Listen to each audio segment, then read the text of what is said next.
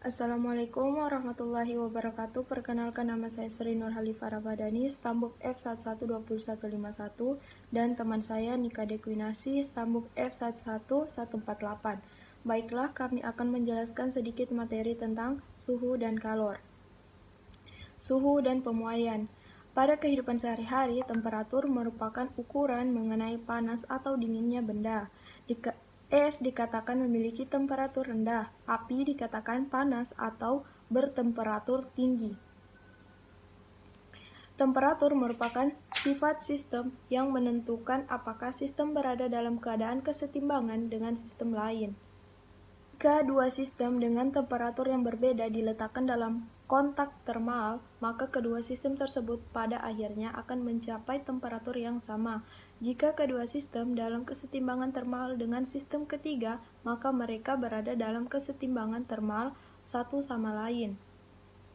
Alat yang digunakan untuk mengukur temperatur disebut termometer. Untuk mengukur temperatur secara kuantitatif perlu skala numerik seperti derajat Celcius, derajat F, K, R,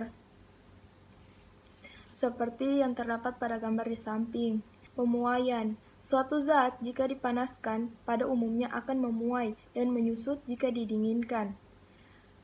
Delta L, delta A, delta V, perubahan panjang, luas, dan volume. Panjang, luas, dan volume awal. Delta T, perubahan suhu derajat Celcius. Koefisien memuai panjang, luas, dan volume 0 derajat Celcius minus 1. Contoh soal, sebuah cincin besi diameter 1,5 meter pada suhu 20 derajat Celcius harus dipanaskan di dalam ketel dengan suhu berapakah cincin tersebut agar diameternya menjadi 1,52 meter jika besi sama dengan 12 kali 10 0 derajat Celcius. Kita bisa lihat pada gambar yang tertera di samping. Anomalia air 4 derajat Celcius, 0 derajat Celcius, volumenya membesar 0 derajat Celcius, 4 derajat Celcius, volumenya mengecil dengan massa jenis P paling tinggi sehingga perilaku air ini sangat penting untuk bertahannya kehidupan di dalam air. Untuk bertahannya kehidupan di dalam air laut selama musim dingin. Kalor. Kalor merupakan transfer energi dari satu benda ke benda lain karena adanya perbedaan temperatur dari satuan SI. Satuan kalor adalah joule dengan 1 kal sama dengan 4186 joule. 1 kalori dalam kurung kal sama dengan kalor yang dibutuhkan untuk menaikkan temperatur 1 gram air sebesar 1 derajat Celcius.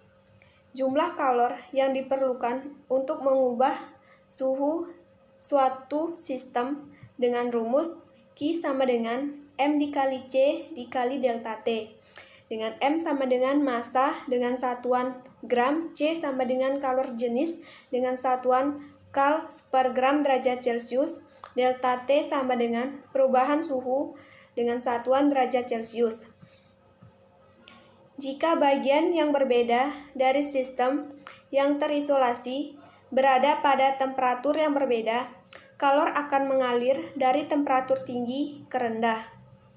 Jika sistem terisolasi seluruhnya tidak ada energi yang bisa mengalir ke dalam atau keluar, maka berlaku kekekalan energi dengan Q serap sama dengan Q lepas.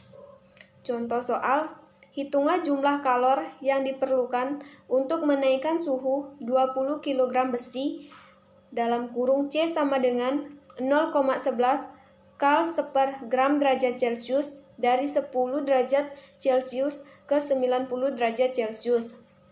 Jawab, Q sama dengan M dikali C dikali delta T sama dengan 20 dikali 10 pangkat 3 gram dikali 0,11 kal per gram derajat Celcius dikali 90 dikurang 10 derajat Celcius sama dengan 176,00000 kal.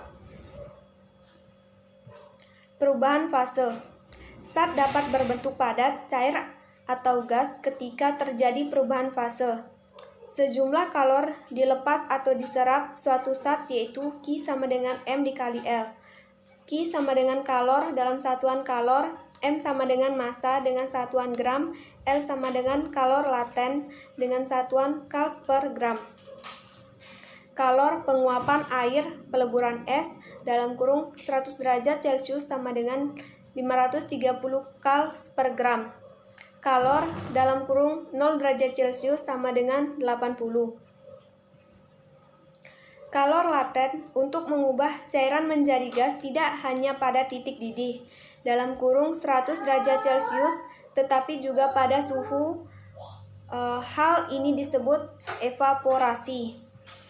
Perpindahan kalor berpindah dari satu tempat atau benda ke yang lain dengan 3 cara. Yang pertama konduksi, kedua konveksi, ketiga radiasi.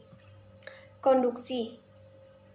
Berpindahnya kalor dari satu tempat ke tempat lain dengan cara tumbukan antar molekul dengan laju aliran kalor. Dengan rumus H sama dengan delta Q seper delta T sama dengan min Ka dikali delta T dikali 1. Dengan K sama dengan konduksi termal dengan satuan joules per skon dikali meter derajat Celcius. A sama dengan penampang dengan satuan meter kuadrat, T sama dengan suhu dengan satuan derajat Celcius, L sama dengan tebal atau panjang dengan satuan meter. Dengan K besar sama dengan konduktor dan K kecil adalah isolator. Konveksi. Kalor ditransfer dari satu tempat ke tempat lain dengan pergerakan molekul, zat, atau materi. Radiasi. Kecepatan sebuah benda meradiasikan energi atau persamaan Stefan Boltzmann dengan rumus delta Q seper delta T sama dengan koefisien dikali sigma dikali A dikali T pangkat 4 dengan E sama dengan koefisien pemancaran, sigma sama dengan 5,67 dikali 10 pangkat min 8, W seper meter kuadrat K pangkat 4, A sama dengan luas permukaan dan T sama dengan suhu.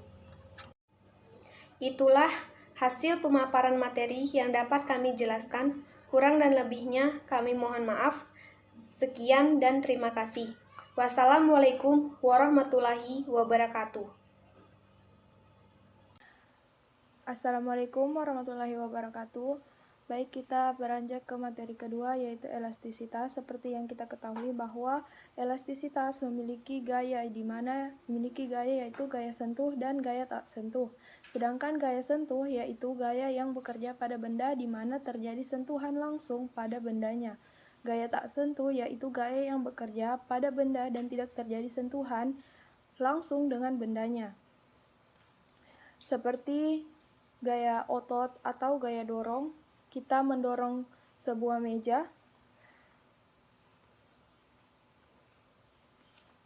Kemudian suatu benda akan mengalami perubahan dimensi dan volume apabila benda tersebut dikenai suatu gaya. Perubahan tersebut akan bersifat sementara, mis atau pegas dan karet, atau permanen, tanah liat dan lilin, tergantung dari sifat kelenturan elastisitas dari benda tersebut. Elastisitas. Elastisitas adalah kecenderungan suatu benda untuk kembali ke bentuk semula pada saat gaya yang menekan atau menariknya ditiadakan atau dihilangkan. Benda yang memiliki elastisitas disebut benda elastik. Sebaliknya, benda yang tidak memiliki sifat elastik disebut benda plastis. Setiap benda memiliki batas elastisitas yang berbeda-beda. Jika penambahan beban melewati batas elastisitas bahannya, maka benda tersebut akan putus. Seperti yang tertera pada gambar di samping. Tegangan atau stres. Tegangan atau stres adalah besarnya gaya yang bekerja tiap satu satuan luas penampang. Regangan atau strain. Regangan adalah perbandingan antara pertambahan panjang batang dan panjang mula-mula. Diberi gaya F. F delta L. Modulus elastisitas. Modulus elastisitas adalah besaran yang menggambarkan tingkat elastisitas bahan. Modulus elastisitas disebut juga modulus Young yang didefinisikan sebagai perbandingan tegangan atau stres dan regangan strain. Kemudian bisa kita lihat pada rumus di samping, gaya tekan atau gaya tarik, panjang mula-mula, luas penampangan tegak lurus gaya F, pertambahan panjang, modulus elastisitas, stres, dan strain. Contoh, kawat logam panjangnya 80 cm dan luas penampang 4 cm kuadrat. Ujung yang satu diikat pada atap dan ujung lain lagi ditarik dengan gaya 50 Newton. Ternyata panjangnya menjadi 82 cm. Tentukan A. Regangan kawat, B. Tegangan pada kawat, C. Modulus elastisitas kawat. Penyelesaian. L0 sama dengan 80 cm. Delta L sama dengan 2 cm, F sama dengan 50 Newton, I sama dengan 82 cm, A sama dengan 4 cm kuadrat sama dengan 4 dikali 10 pangkat min 4 meter kuadrat. Regangan E sama dengan delta L seper L0 sama dengan 2 seper 80 sama dengan 2,5 dikali 10 pangkat min 2. Tegangan sigma sama dengan F seper A sama dengan 50 seper 4 dikali 10 pangkat min 4 sama dengan 1,25 dikali 10 pangkat 5 Newton per meter kuadrat.